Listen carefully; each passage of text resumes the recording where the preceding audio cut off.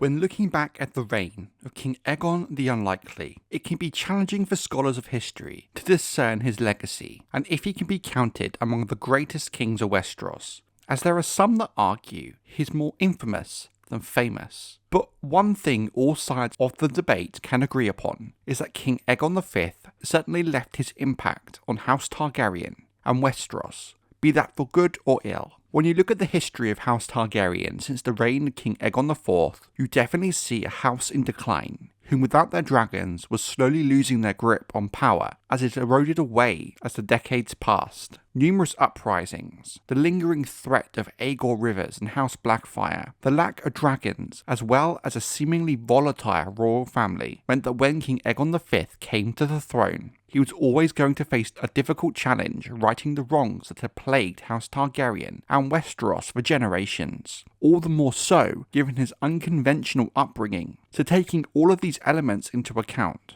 what exactly is the legacy of King Aegon V? Well, just like his father's, it's complicated.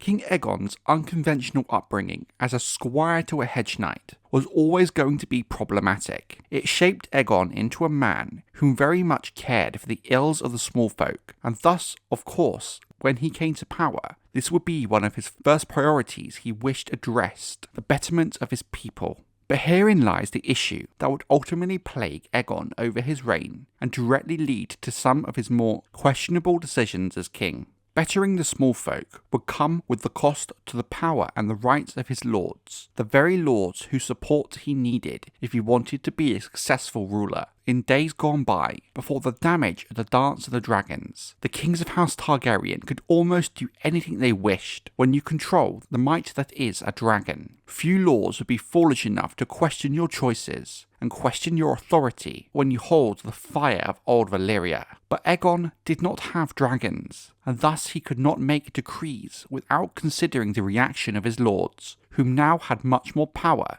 to reject the king's edicts. All this would lead to Aegon's wish to bring back the glory days of House Targaryen, the core of their power for over 150 years, dragons. It was this very notion that set the king on the path to his untimely death, and that of his closest kin at Summerhall. Aegon's motivations for wanting the return of dragons was in truth nobly motivated. He loved his small folk, and to him it was the only way his reforms that bettered them would remain and work effectively, as if he had the power to force his lords to abide by them. But herein lies the paradoxical nature of the legacy of King Aegon. While his core goals were benevolently motivated, they could also be seen as the actions of a tyrant. While of course he was not the same kind of man as Maegor the Cruel or Aegon IV, but King Aegon V, by seeking unchecked power with the sole goal of using it to force his lords to his will, to some can be seen as the actions of a tyrant. But Aegon's legacy is much more complex than his reforms, but his very childhood itself. Aegon was the fourth son of the fourth son, who in all right should never have been anywhere near the Iron Throne. This was why his father, the then prince,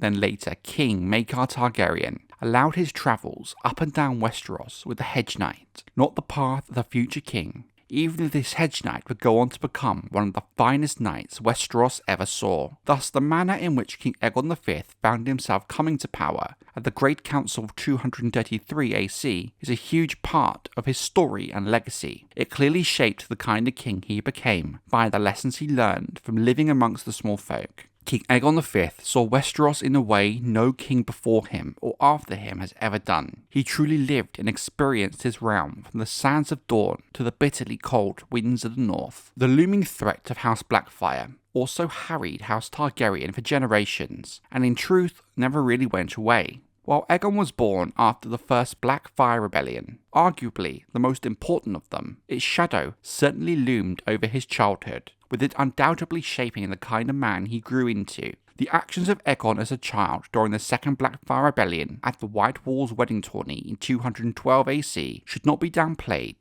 as he surely played a key role in what made Daemon II Blackfyre's plans turn to ash before they had truly even begun. Then, Aegon actively fought during the Third Blackfyre Rebellion in 219 AC, but all of this happened before his reign had begun, so should we judge him on actions before he became king? It's a matter of debate, but they did help shape him into the man he became. In terms of his actual reign, while the Blackfyres lingered on after the Third Blackfyre Rebellion, they never proved to be a legitimate threat for King Aegon's kingdom. Even in 236 AC, when the Fourth Blackfyre Rebellion occurred, very few rallied to the banner of the Black Dragon, and despite Aegon's decisive nature, he managed to rally his lords behind him to crush the invaders before they even left the Kingswood. But what can this tell us about the legacy of King Aegon V?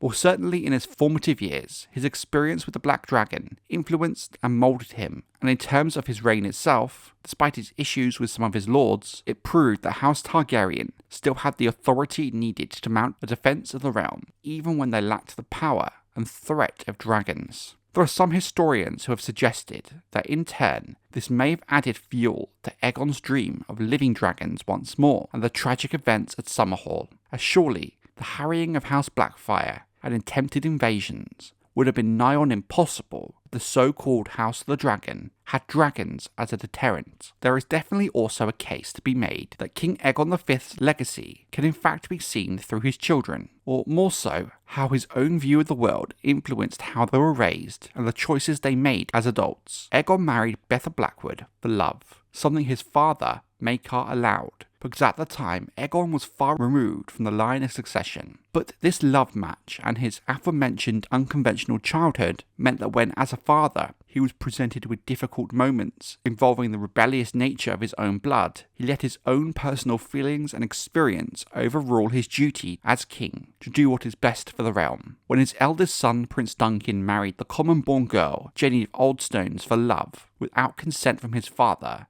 and thus breaking his marriage pact with Lionel Baratheon, left Aegon in extremely hot water politically. While Aegon did rectify the situation with Lionel Baratheon, ultimately his son prevailed, and his marriage to Jenny was accepted, albeit after his abdication as heir. If Prince Duncan's marriage had been a one-off case, things may have played out differently, but it set a precedent for his younger siblings to follow. While Aegon did try to prevent Jaehaerys, Sarah, and Daeron from breaking their own marriage pacts for love in the case of Jaehaerys and Sarah, and allowing Duncan, his beloved Jenny, the king being a good-natured man and loving father, gave in to his children's will regardless of the damage it did to House Targaryen and his own political power. A king needs to be two men at the same time, the strong, wise, astute ruler of the Seven Kingdoms, but also the loving, caring father and husband. It seems for King Aegon V, the balance swung in the favour of the latter. What is the legacy of King Aegon V? It seems very much defined by two key aspects of his life: the unlikely series of events that preceded his reign, and how this fourth son of a fourth son came to sit the Iron Throne, his adventures with the Hedge Knight Ser Duncan the Tall, and his history with the Blackfyre rebellions, but also his political missteps as king, as he soured his relationships with his lords, broken marriage pacts, and trying to enforce his will in regards to his reforms. While good-hearted and well-intentioned, his reforms for the small folk conflicted directly with his ability to command his lords. In truth, all of these factors are part of King Aegon's legacy and how he is remembered as king, but there is of course one other event that will forever be associated with his name, Summerhall, which many men of history agree was the final straw